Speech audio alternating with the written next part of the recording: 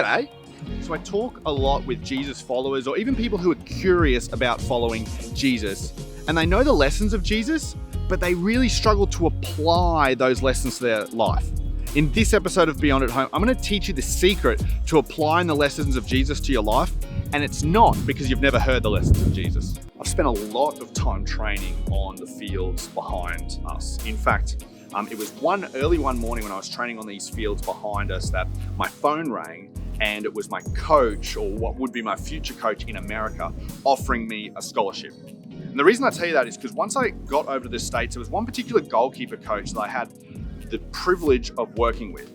And the way he talked about goalkeeping, the way he described the sport was different to the way I'd heard anyone describe it in my time here in Australia. He referred to goalkeeping as a craft. And the questions he would ask me about goalkeeping were not just confined to the 90 minutes that a football game lasts. Yes, I'm talking about the real football here. And what he would ask is he'd ask me questions about what are your sleeping patterns, Chris? What are you eating? What kind of things are you doing in your downtime? How are you recovering? And for me, this kind of challenged the way that I thought about football, because it got me to think of football as more of a lifestyle than just lessons that you learn for 90 minutes throughout the day. And in fact, some of the lessons that this coach taught me have rubbed off on me and still stay with me even to this very day. I think particularly around the lessons that he's taught me about leadership, but also communicating effectively with people. What about you? Do you have someone in your life that has taught you lessons about life? Maybe it's a grandparent or a parent or a teacher. Maybe in my case, it's a coach. Maybe it's someone that has taught you about life in such a way that it's not just mere lessons, but it's actually more of a lifestyle or a way of living life.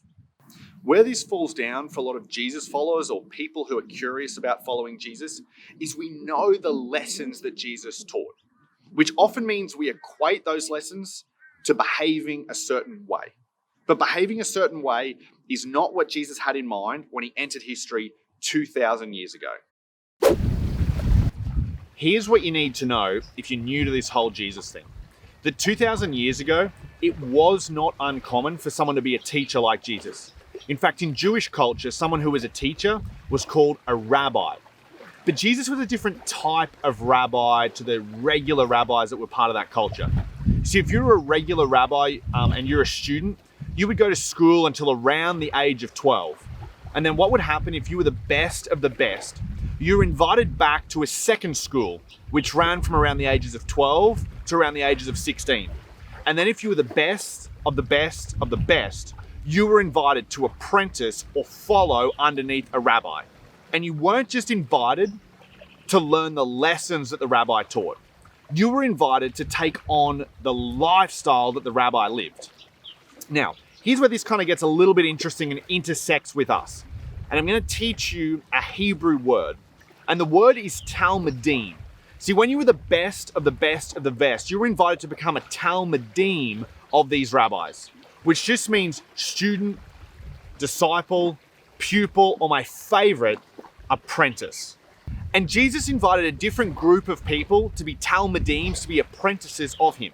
Jesus didn't go to elite schools to invite people to become his apprentices. In fact, Jesus went to seashores much like this.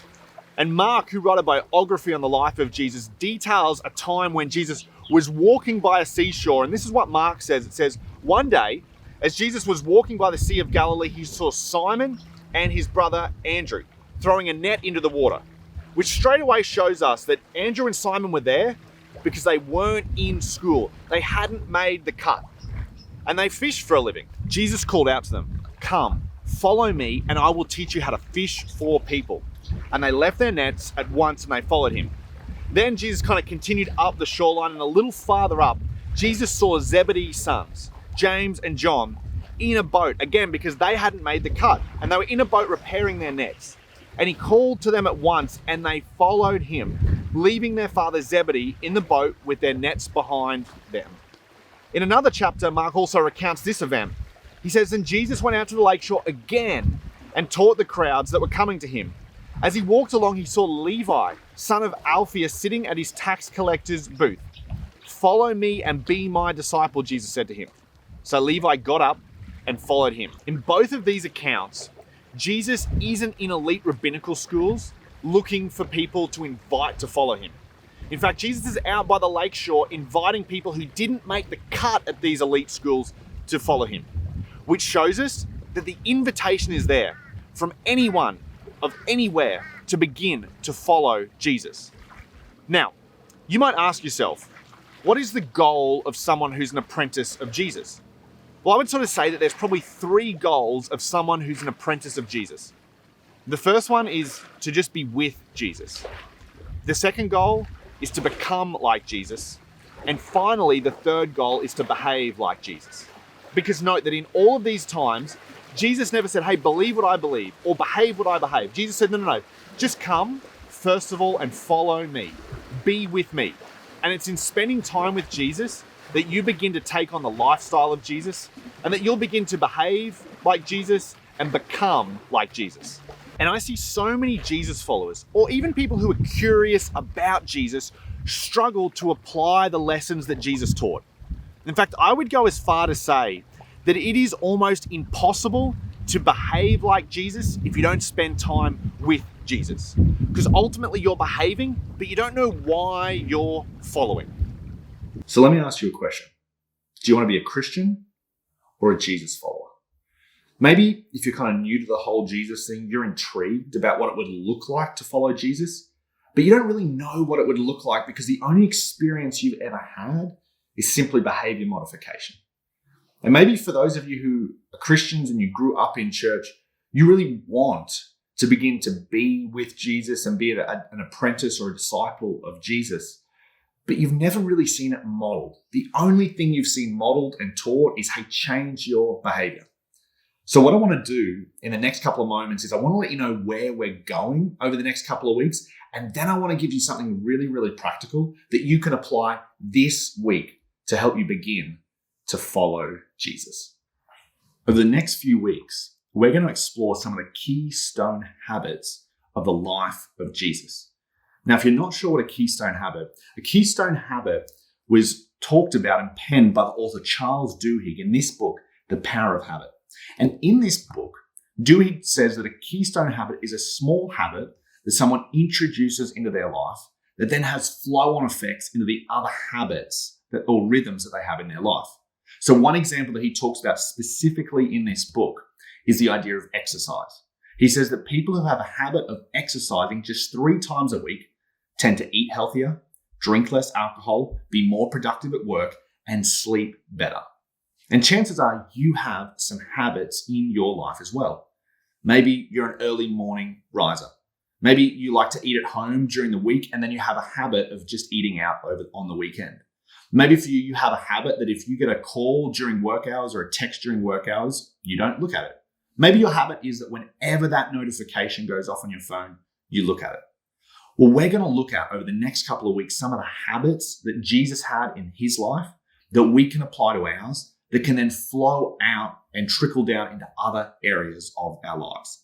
And if you're still not sure, if you're like, I don't know if I'm going to tune back in next weekend, Chris, let me read to you the words of Jesus, because I think you might be interested in what he has to say. Jesus says this: are you tired, worn out, burned out on religion?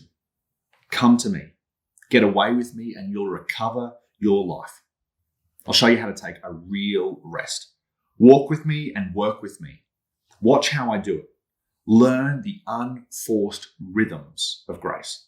I won't lay anything heavy or ill-fitting on you. Keep company with me and you'll learn to live freely and lightly. Now, even if you're not a Jesus follower, my bet is you want to live a life where you're not burned out. You want to live a life where you're not constantly tired. You want to live a life that is free and light that you can enjoy to the fullest. Well, this is the lifestyle that Jesus has to offer. And it's this very lifestyle that we're going to explore over the coming weeks.